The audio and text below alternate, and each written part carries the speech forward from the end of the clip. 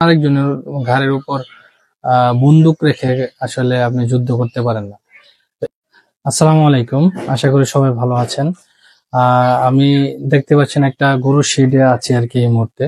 এটা আমার নিজের গরুর শেড। এটা অনেক কষ্টের একটা ফসল।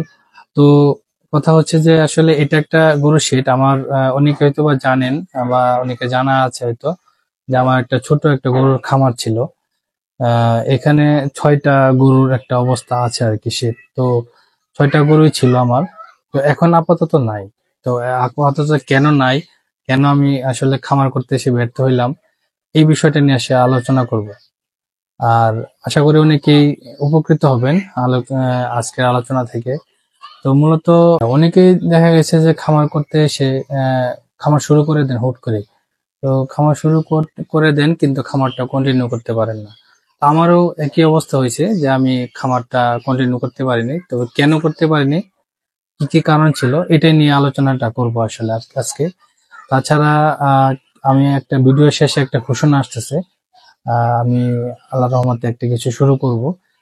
আশা করি আপনার সবাই সাথে থাকবেন। এখন আসি হচ্ছে কেন খামারটা আসলে কবে থেকে শুরু করেছিলাম। মূলত খামার করেছিলাম হচ্ছে 2020 সালে। 2020 সালের শেষের দিকে আর কি খামারটা শুরু করা। ৬টা গরু দিয়ে শুরু করেছিলাম। এছাড়া খাসি ছিল, ছাগল ছিল, সাথে কিছু মুরগি ছিল আর কি।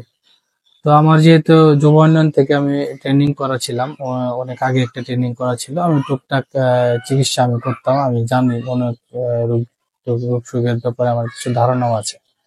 তো সেই থেকে উদ্যম থেকে আসলে খামারটা শুরু করা। এখানে একটা সমস্যা হচ্ছে যে আমি একসাথে 2-3টা আইটেম একসাথে শুরু করে দিয়েছিলাম। এটা হচ্ছে প্রথম সমস্যা। যেটা হচ্ছে যে আমার খামারে গরু ছিল, সাথে হচ্ছে ছাগল, সাথে মুরগি। তো এই 3টা জিনিস আমি একসাথে আসলে কন্টিনিউ করাটা অনেক টাফ। আর অনেকে হয়তো বা জানেন আমি আসলে অ্যাকচুয়ালি আমি ঢাকায় থাকি। তো ঢাকা থেকে এটা মনিটরিং করাটা অনেক কষ্টসাধ্য বিষয়। যদিও খামার লোক ছিল, একটা লোক রাখা হয়েছিল। তো আসলে ওই লোক দিয়ে আসলে কাজটা হচ্ছিল না। মূলত বাসায় এদিকে আমার আব্বা আম্মা, আমার বড় ভাই আছে, ওনারাই খামারটা দেখাশোনা করতো, প্লাস ওই লোকটাকে মনিটরিং করতো। আর খরচ টরচ যা আছে এটা আমি দিতাম। আর আমি সপ্তাহে সপ্তাহে আসতাম আর এসে গরুর কিছু উম, কোনো ফাইন্ডিংস থাকলে আমি এটা খুঁজে বের করতাম, অথবা কোনো ডিসিশন থাকলে নিতাম। তো এটা হচ্ছে যে 2 নম্বর সমস্যা। ধরা যায় এটাই মেইন সমস্যা অ্যাকচুয়ালি। কারণ আপনি অন্য আরেকজনের ঘাড়ের উপর বন্দুক রেখে আসলে আপনি যুদ্ধ করতে পারেন না। তো এইটাই হচ্ছে বিষয় যে আমি যখন মানে প্রথম ভুলটা করেছি, এটা হচ্ছে যে বাহির থেকে, আমি ঢাকায় থাকি, ঢাকা থেকে এখানে মনিটরিং করাটা আসলে খুবই টাফ। তো এটার কারণে আমি আসলে খামারটা শেষ পর্যন্ত মানে একবারেই মানে বন্ধ করতে বাধ্য হয়েছি। কারণ আমার মূলত ষাঁড় গরুর খামার ছিল, যে আমি ফ্যাটেনিং করতাম, সাথে ছাগল ছিল। আর আপনারা তো জানেন যে ছাগলের একটা সেন্সিটিভ ইস্যু আছে, যে ছাগলের অনেক যত্ন করতে হয়। তো মোটামুটি চলছিল ভালোই, কিন্তু হঠাৎ করে যে কাজের লোকটা আছে উনি চলে গেল। তো দেখা গেছে শেষ পর্যন্ত আসলে এটা করা যায়নি। তো এখানে আরেকটা ইস্যু আছে।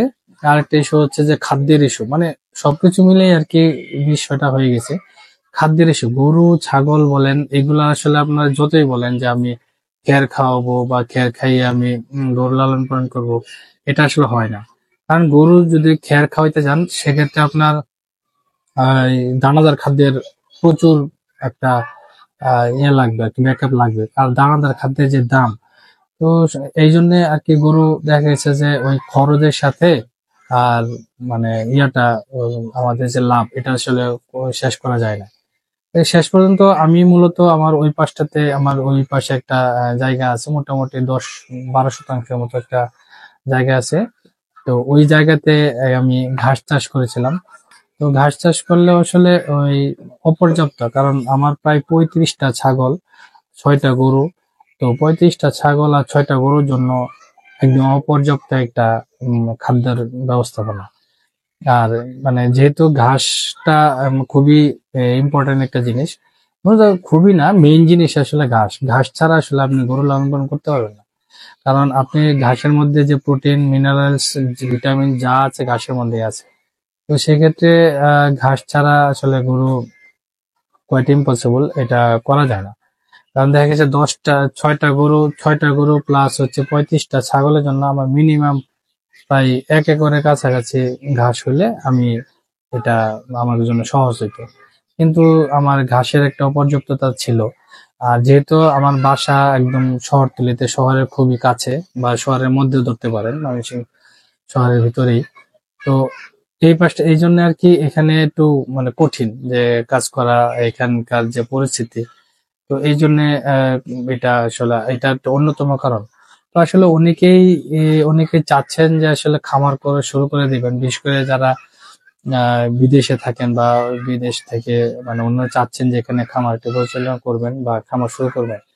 এটা আসলে আপনারা করেন না, কারণ আপনি ধরা খাবেন নিশ্চিত।